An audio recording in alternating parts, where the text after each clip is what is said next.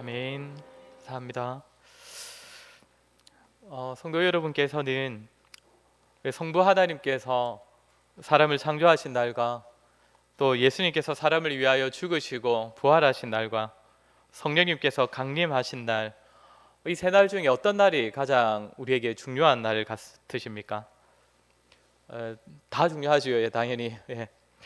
그중 하나라도 없다면 현재 우리가 존재할 수 없는 아주 중요한 날들입니다. 그런데 그 중에서 성령님께서 오신 날, 오순절 성령 강림은 지금 현재 우리에게도 영향을 주는 아주 중요한 사건, 지금도 우리에게 일어나는 일인데, 사실 많은 성도들이 성부 하나님과 성자 예수님의 사역에 비하여서 이 성령의 사역은 상대적으로 덜 중요한 것처럼 여기는 것도 같습니다. 성부와 성자께서 이루신 모든 일들을 믿게 하시는 것도, 또 그 믿음을 따라 살아가도록 하시는 것도 사실 성령께서 우리 안에서 이루시는 일이시기에, 우리는 이 성령의 오심, 성령 강림에 대한 이해와 또 확신을 가지고 있어야 합니다. 오늘도 베드로의 설교를 통하여서 순절 성령 강림 사건에 대하여 다시 한번 다루게 될 것인데, 우리에게 내주하시는 이 성령님에 대한 신뢰와 확신과 또 그분을 더욱 의지하는 마음이 자라는 시간이 되기를 소원합니다. 먼저 본문 내용을 한번 살피도록 하겠습니다. 이제 오순절 성령 강림 이 사건에 모인 자들을 향하여서 베드로가 설교를 하기 시작하는데, 지금 이 베드로의 설교를 듣는 자들이 어떤 사람들입니까? 지난주에 살폈듯이 이 오순절 절기를 지키기 위하여서 예루살렘으로 모여드는 사람들인데, 이 사람들은 평상시에 세계 각지에서 흩어져서 살던 사람들입니다. 유대인이거나 아니면 그 지역에서 유대교로 들어온 세계 각지에 흩어져 있던 사람들이 오순절에 이 예루살렘에 모였을 때 이 베드로의 설교를 듣게 됩니다. 이들이 지금 오순절 성령 강림 때 일어나는 이 현상들을 목격하면서 왜 이런 일이 일어나는가 놀라며 당황하고 있으니 이들을 향하여 베드로가 설교하기 시작합니다.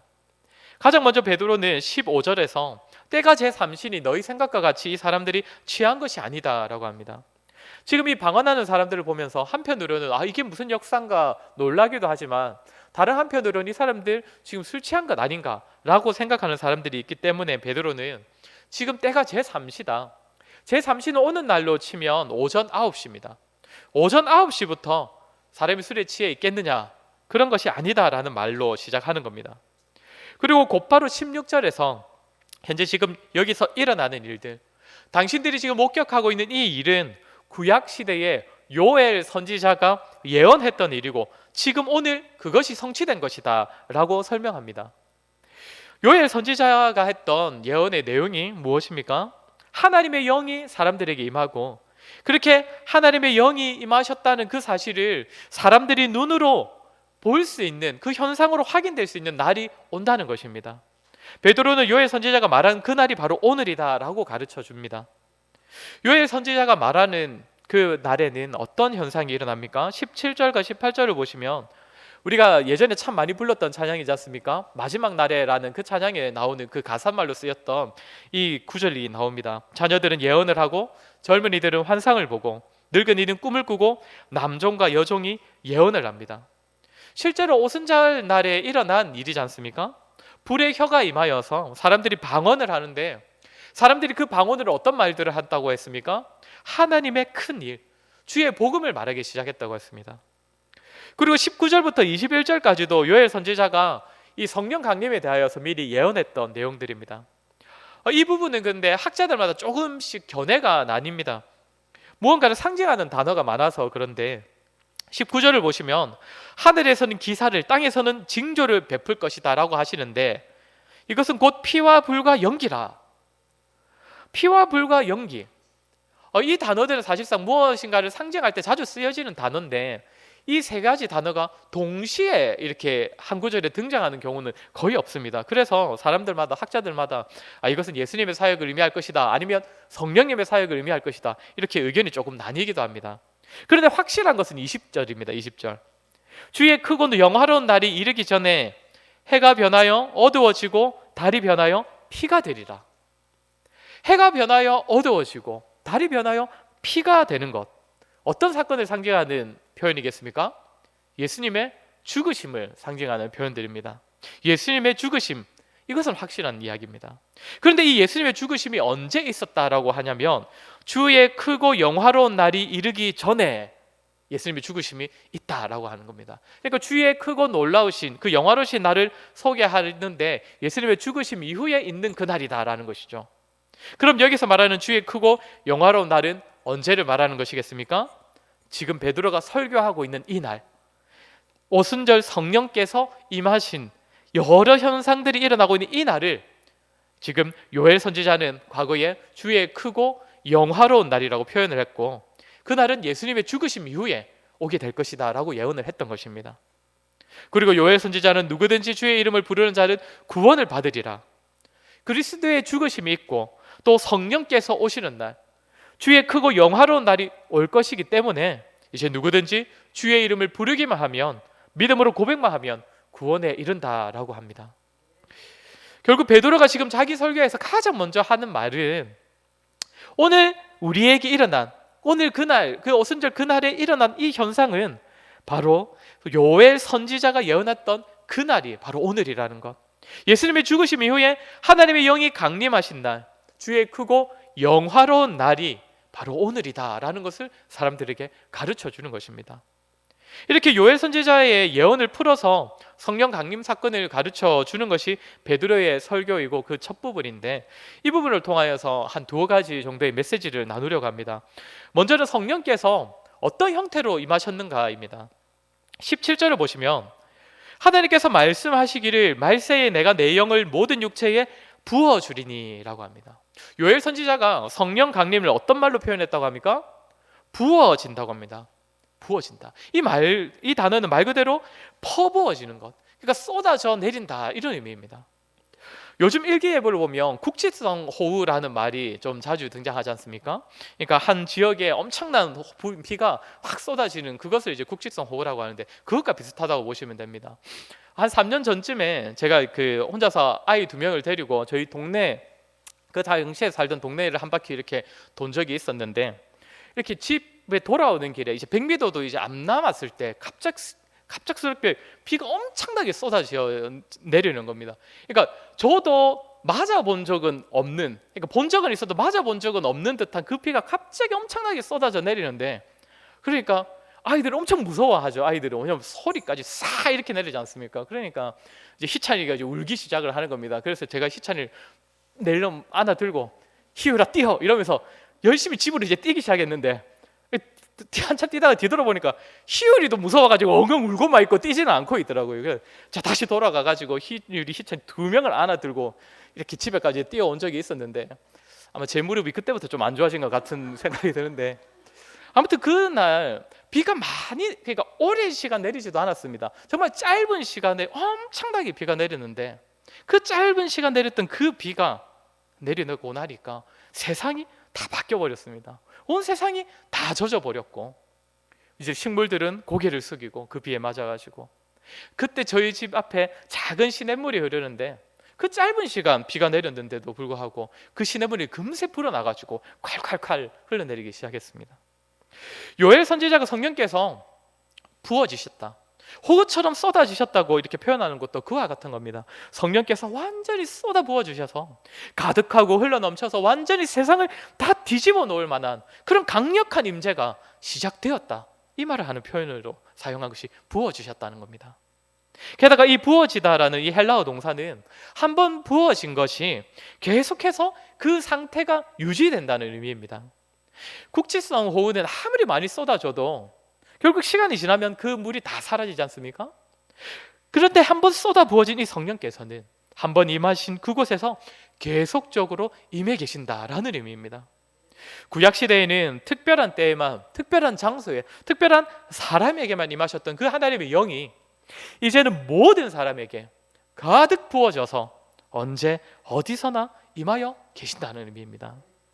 이제 본격적으로 성령의 시대가 도래한 것입니다.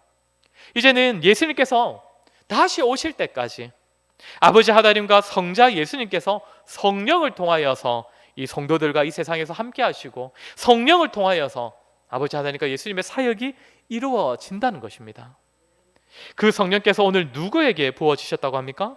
17절에 모든 육체에게, 모든 육체에게 부어졌다고 합니다. 모두에게. 전에도 한번 말씀드렸지만 성령께서는 특별히 믿음 좋은 사람에게만 부어지신 것이 아니고 기도를 통하여서 다른 사람들이 받지 못한 은혜를 받은 특별한 사람에게만 부어지신 것이 아니고 하나님께서 뭔가 특별한 일을 행하시고자 택하신 그 누군가에게만 특별하게 임하신 것이 아니라 모든 육체에게 부어지셨다고 합니다. 하나님께서 택하신 모든 자녀에게 성령께서 부어주셨다는 겁니다. 사랑하는 성도 여러분, 그러나 안타까운 것이 무엇입니까? 많은 성도들이 이 사실을 모르고 잊고 살아간다는 것입니다. 모든 성도들에게 부어주신 이 성령님을 잊어버리고 그렇게 그 성령으로 말미암아 자신이 얼마나 영광스럽고 존귀한 자인지를 잊고 살아간다는 것입니다. 오늘 베드로 설교 중에 요엘 선지자가 성령님께서 오시는 그날을 뭐라고 표현했습니까? 주의 크고 영화로운 날, 영광스러운 날이라고 표현을 했습니다. 성령께서 사람에게 가득 부어주신 것이 너무나 크고 놀랍고 사람을 영광스럽게 하는 날이기 때문입니다.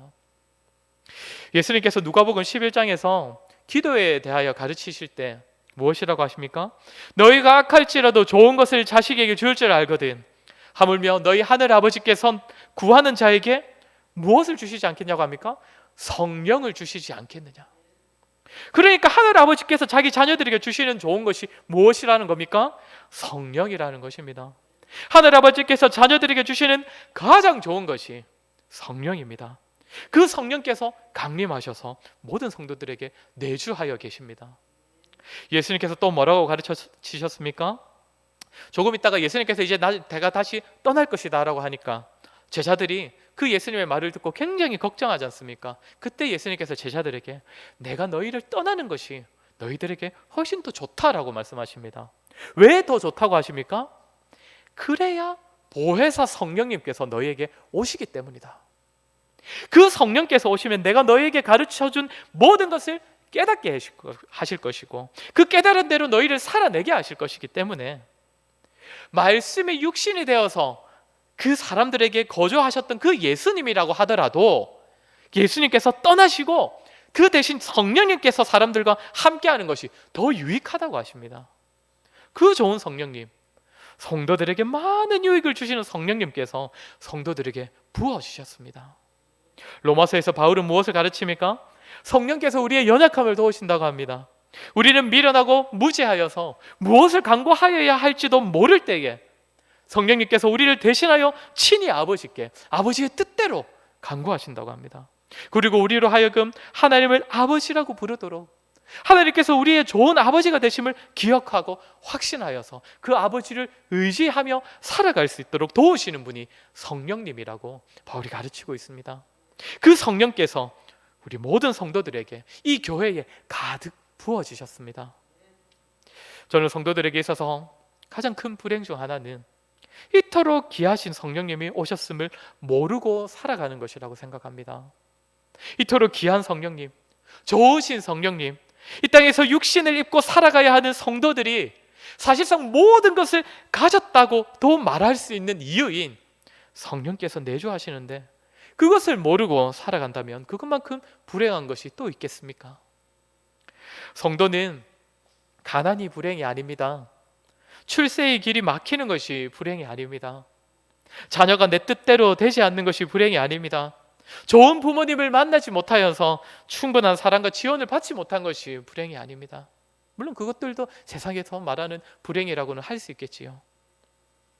성도의 영광은 성령께서 함께 하시는 것에 있습니다.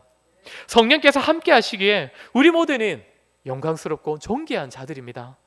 그 성령님께서는 주의 크고 영화로운 날에 이미 오셨습니다. 충만하게 오셨습니다. 우리 모두에게 부어주셨습니다. 그렇게 우리가 지금 열심히 돈을 벌고 공부하고 가족들과 함께 미래를 준비하며 살아가지만 우리가 그 모든 것에서 실패하더라도 우리는 이미 영광스러운 존재들입니다. 모든 것에서 세상이 인정할 만한 성과를 거두지 못하더라도 우리는 이미 존귀한 자들입니다. 우리 안에 성령께서 충만하게 부어지셨기 때문입니다. 여러분 믿으십니까? 정말 믿으시기 바랍니다. 사랑하는 성도 여러분, 성도의 영광과 존귀함을 엉뚱한 데서 찾지 마시기 바랍니다. 우리 자신에게서 찾지 마십시오. 우리를 잘 가꾸고 다듬고 자기 관리를 잘하는 것이 우리의 영광이 아닙니다. 그것으로 누리는 유익은 한계가 있는 것들입니다. 바울은 고린도후서에서 성도들을 무엇이라고 표현합니까? 보배를 담고 있는 질그릇이다라고 표현을 합니다. 그러면 어떠한 때에 가장 빛이 나겠습니까? 어떠한 때에 가장 아름답게 빛나겠습니까? 그 질그릇이 깨어질 때입니다. 보배를 담고 있는 그 보배의 아름다움을 가리고 있는 그릇이 깨어질 때에 그 안에 있는 보배가 가장 잘 드러나고 밝히 드러나는 것입니다. 혹시 저와 여러분 너무나 미련하게 여전히 그 질그릇을 꾸미며 살아가고 있지는 않습니까? 깨어져야 하는 우리의 그릇을 자꾸 그 그릇을 자꾸 가꾸고 잘 닦아서 아무리 잘 닦아봤자 진흙덩이에 불과한 우리 자신을 세상의 온갖 것들로 화려하게 장식하고 있지는 않습니까? 성도의 영광, 성령께서 함께 하시는 그 영광은 성도가 자신을 철저히 깨뜨릴 때에 가장 잘 드러나게 됩니다. 자신의 부족함과 미련함과 닦아봤자 진흙투성이인 자신임을 깨닫고 그저 자신을 깨뜨릴 때에, 그렇게 나의 모든 것을 성령 하나님께 맡겨드릴 때에 성령 하나님으로 말미암는 성도의 영광과 존귀함을 다시 한번 깨닫고 새기게 될 것입니다. 우리 자신의 영광스러움, 교회의 영광스러움을 우리 부어주신 성령님으로 말미암아 충만히 누리는 저와 여러분이 되기를 간절히 소원합니다. 하나만 더 살피도록 하겠습니다. 이렇게 존귀하고 영광스러운 성령께서 우리 안에 계시기에 그 성령을 조차 우리가 어떻게 살아가야 하는가입니다. 본문 17절과 18절을 보면 하나님의 영이 모든 육체에게 부어질 때에 어떤 일이 일어난다라고 합니까? 우리 17절과 18절을 우리 같이 한번 읽어보도록 하겠습니다. 17절과 18절 말씀입니다. 시작. 하나님이 말씀하시기를 내가 내 영을 모든 육체에 부어주리니 너희의 자녀들은 예언할 것이요 너희의 젊은이들은 환상을 보고 너희의 늙은이들은 꿈을 꾸리라. 그때에 내가 내 영을 내 남종과 여종들에게 부어주리니 그들이 예언할 것이요. 아멘. 뭐라고 합니까? 먼저 보면 자녀들이 예언을 한다고 합니다. 예언은 무슨 의미입니까? 예언은, 성경에서 말하는 예언은 앞으로 일어날 일들을 미리 점쳐서 맞추는 것이 예언이 아닙니다. 하나님의 감추어진 일, 우리 하나님께만 있는 그 비밀을, 그 뜻을 사람에게 밝혀주는 것입니다. 이 예언이 자녀들에게 임한다고 합니다. 그러면 자녀들에게는 예언이 임하고 다른 사람들에게는 예언이 임하지 않는 것입니까? 상대적으로 나이가 많은 자들에게는 이런 예언이 그럼 주어지지 않는 것입니까? 그렇지 않습니다. 젊은이들은 환상을 본다고 하고 늙은이들은 꿈을 꾼다고 합니다. 구약시대 때에 하나님께서 주시는 꿈과 하나님께서 보여주시는 환상을 본 자들은 무엇을 경험한 것입니까? 민수기 12장을 보면 하나님께서 선지자들에게 꿈을 통하여서 하나님 자신을 알려주시고 하나님의 말씀을 들려주시겠다라고 합니다. 다시 말해 하나님께서 하시는 말씀, 하나님께서 앞으로 하실 일들, 그 하나님의 뜻에 대하여서 꿈과 환상으로 알려주셨던 것입니다. 그러니 여기서 말하는 젊은이들이 꿈을 꾸고 늙은이들이 환상을 본다는 그 말들도 사실상 자녀들에게 임한 그 예언과 표현만 다르지 동일한 의미입니다. 마찬가지로 18절에 남종과 여종들이 한다는 예언도 동일한 말입니다. 이 예언, 하나님의 말씀을 선포하고 또 다른 사람들에게 하나님의 뜻을 밝히 알리는 그 일을 누가 한다고 합니까? 자녀들, 젊은이들, 늙은이들, 남종, 여종. 무슨 의미겠습니까? 모든 종류의 사람들이 이 일들을 한다는 것입니다. 앞서 성령께서 모든 육체에게 부어지셨다고 하는 것처럼 성령이 부어진 모든 육체, 모든 사람이 예언을 하고 하나님의 뜻과 하나님의 비밀을 전하는 일들을 감당하게 된다는 것입니다. 이것이 구약시대와는 다른 성령시대의 특징입니다. 구약시대에는 제사장들 또 선지자들만 하나님의 말씀을 가르치고 선포했는데 이제는 성령을 받은 모든 사람들이 말씀을 선포하기 시작한다는 것입니다. 이제는 설교자가 필요 없다는 의미가 아닙니다. 하나님께서 특별히 세우신 설교자는 있습니다. 필요합니다. 예수님의 사도들이 나중에 성령 강림을 받았을 때 그 충만함을 경험했을 때 전부 다 예수님의 제자들이 설교자가 됩니까? 그렇지는 않습니다. 베드로, 요한이 계속적으로 같이 사역을 하러 다니지만 보면 설교하는 것은 베드로만 항상 설교를 합니다. 오순절 성령께서 임하셔서 모두가 예언하게 됐다는 것은 모두가 다 같은 설교자가 된다는 그런 의미는 아닙니다. 그러나 말씀에 대하여서, 하나님의 뜻에 대하여서 모든 성도들에게 동일하게 요구되는 것이 있다는 것입니다. 모두가 들은 말씀을 깨닫고 깨달은 그 말씀을 전하고 가르치라는 것입니다. 성령이 부어지셨으므로 그러한 삶을 살아갈 수 있다는 것입니다. 오늘날 많은 성도들이 말씀 전하는 것을 설교자의 것으로만 여기고 말씀 전하는 것을 사역자에게만 맡겨버리기도 합니다. 안타까운 일입니다. 모두가 깨닫고 가르치는 자가 되어야 합니다. 말씀의 역사는 사역자들, 설교자들을 통해서만 일어나는 것이 아니기 때문입니다. 성도 여러분, 혹시 그 바울이 로마서를 보낸 그 로마 교회가 어떻게 시작되었는지를 한번 들어보셨습니까? 로마 교회는 바울이 한 번도 방문한 적이 없는 교회입니다. 사역자들이 세운 교회가 아니라고 알려져 있습니다. 대부분의 학자들이 추정하기로는 이 오순절 성령 강림 때 세계 각지에 흩어져서 모였던 자들 중에 로마에서 온 사람들이 있는데, 이들이 베드로의 설교를 듣고 나서 회심하여서 로마 지역으로 돌아가 그들이 교회를 먼저 세웠다라고 그렇게 전해집니다. 사역자들이 먼저 파송이 되어서 그들을 통하여 말씀이 전해지고 교회가 세워졌던 것이 아니라는 것입니다. 성도 여러분, 혹시 우리나라 초기 기독교 역사 이야기를 들어보셨습니까? 우리나라가 참 특이한 것은 선교사보다 말씀이 먼저 들어온 그런 나라로 알려져 있습니다. 이 조국 땅을 밟아보지도 못한 그 선교사가 죽음 앞에서 뿌렸던 그 성경책을 누군가가 들고 와서 사람들이 그 성경을 먼저 대하고 거기서 말하는 이 예수가 도대체 누구인지를 먼저 궁금해하고 있었고, 나중에 선교사가 들어왔을 때 그들과 협력을 하게 되었다는 것이 우리나라 초기 기독교 역사에서 참 특이한 특이점 중에 하나입니다. 반드시 사역자들을 통하여서만 말씀의 역사가 일어나는 것은 아니라는 사실을 우리나라 기독교 역사도 잘 보여줍니다. 사랑하는 성도 여러분, 저와 여러분이 동일한 말씀 전달자로 부름을 받았습니다. 현장이 다를 뿐이죠.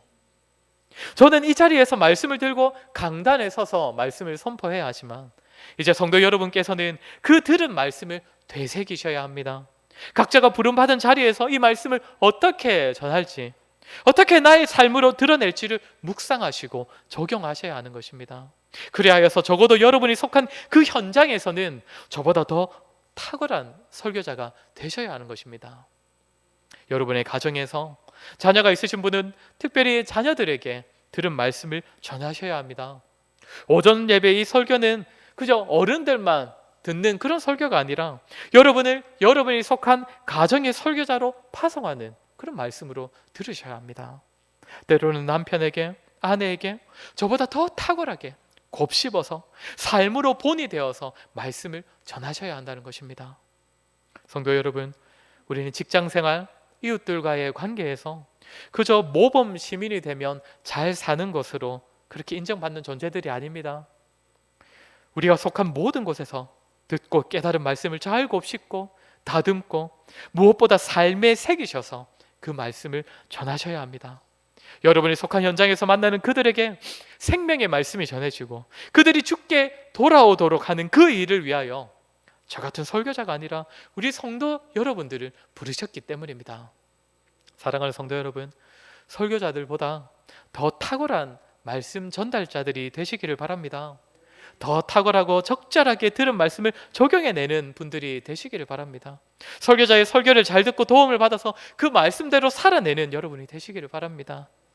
들은 말씀으로 혼자만 유익을 누리고 행복해하는 것이 아니라 누구에게 나눌지, 이 말씀으로 또 누구를 돌아보아야 할지, 누구에게 도움을 주어야 할지 고민하시고 하나님께서 보여주실 때에 그렇게 말씀을 나누시고 삶을 나누시는 우리 성도님들이 되시기 바랍니다. 그런 여러분들을 통하여서 생명의 말씀이 전해지고 영혼이 주께로 돌아오는 역사가 시작될 것입니다. 오늘 이 자리에 모인 저와 여러분, 우리 모두가 우리에게 부어주신 성령님으로 말미암아 영광스럽고 존귀한 존재가 되었음을 기억하며 살아가기를 바라고, 또한 성령의 도우심으로 인하여서 우리가 부름받은 그 모든 자리에서 말씀을 가르치고 전하고 삶으로 드러내는 역할을 잘 감당하는 저와 여러분 되기를 주의 이름으로 간절히 소원합니다. 우리 시간에 한번 같이 기도했으면 좋겠습니다. 코로나 때문에 지금 또 다시 이렇게 방역 단계가 조금 엄격해져서 거기 보니까 사실 통성기도 금지라고 되어 있더라고요. 그래서 우리 시간에 조금 불편하더라도 우리 작은 소리로 이렇게 조용히 한번 같이 기도했으면 좋겠습니다. 들은 말씀을 기억하면서 정말 우리가 우리 안에 부어지신 이 성령님으로 말미암아 우리가 참으로 영광스럽고 존귀한 자가 되었음을 기억하며 살아가는 우리가 되게 해달라고 기도합시다. 그래야 해서 때때로 삶에서 우리가 원하는 그런 삶이 우리에게 주어지지 않는다 하더라도, 내가 계획한 삶이 우리에게 펼쳐지지 않고 열려지지 않는다 하더라도 성령님으로 말미암아 우리가 이미 영광스럽고 존귀한 자임을 확신하며 살아가는 우리가 되게 해달라고 기도했으면 좋겠습니다. 또한 기도할 때에 그 성령의 도우심으로 말미암아, 그 성령 충만함으로 말미암아 우리가 이 세상 가운데 말씀을 전하고 우리의 삶으로 말씀을 드러내며 살아가는 그런 우리가 되기를 우리 이 시간에 한번 같이 기도했으면 좋겠습니다. 기도하겠습니다.